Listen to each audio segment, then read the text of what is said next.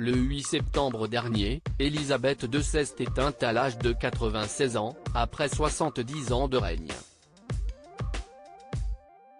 Suite aux émouvantes funérailles, auxquelles a pu assister le public, ainsi qu'une myriade de célébrités, ce lundi, la dépouille de la reine a été inhumée dans le domaine du château de Windsor, à la chapelle Saint-Georges, où reposent également le roi George VI et la reine Élisabeth, ainsi que le prince Philippe et la princesse Margaret. Après une messe filmée par les caméras, à l'issue de laquelle le prince Charles a eu du mal à contenir son émotion, la famille royale s'est retrouvée dans la plus stricte intimité pour se recueillir une toute dernière fois avant l'inhumation de la souveraine. Si la tradition veut que les monarques soient enterrés dans une crypte au sous-sol appelée la Royal Vault, George VI, le père d'Élisabeth II, avait émis le souhait d'être enterré dans un lieu à lui de la chapelle Saint-Georges, avec son épouse. CIST Pourquoi en 1969, la reine fait construire un mémorial à son nom, où la dépouille du roi défunt est placée, avant d'être rejointe par celle d'Élisabeth et de Margaret en 2002.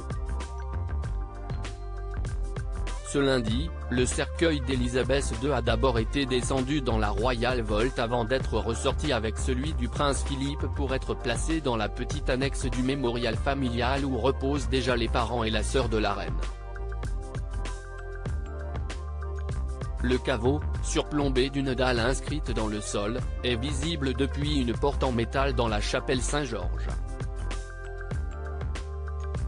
Sur cette dernière sont sobrement inscrits les noms des couples royaux, George VI 1895-1952, Élisabeth 1900-2002, Élisabeth II 1926-2022, Philippe 1921-2021. Seule Margaret, dont les cendres reposent pourtant dans le même caveau, ne voit pas son nom figurer sur la dalle. Dès le 29 septembre, pour la réouverture de la chapelle Saint-Georges, il sera possible d'apercevoir la fameuse stèle en réservant une visite du château de Windsor pour 28 livres et 50 pence 32,60 €.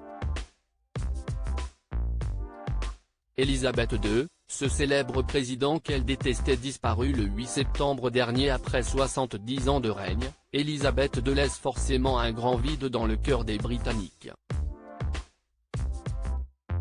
Celle qui a consacré sa vie au service de son pays s'y est attelée en respectant le mantra bien connu du palais, « Never complain, never explain », qui consiste à taire son opinion face au public.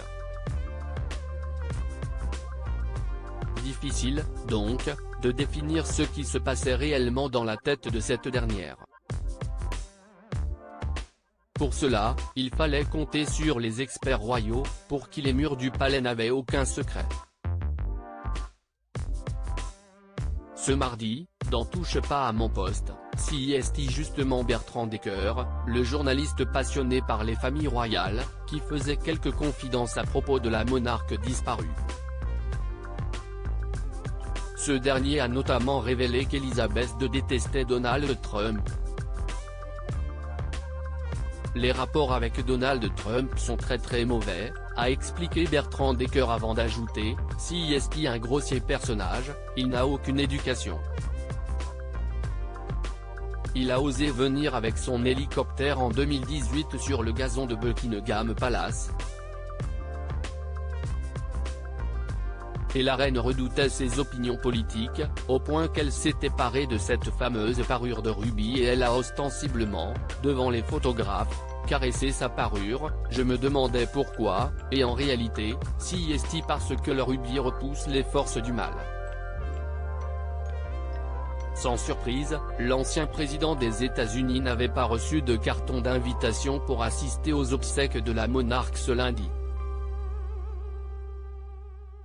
À propos de l'auteur Marnie Colvers, derniers articles.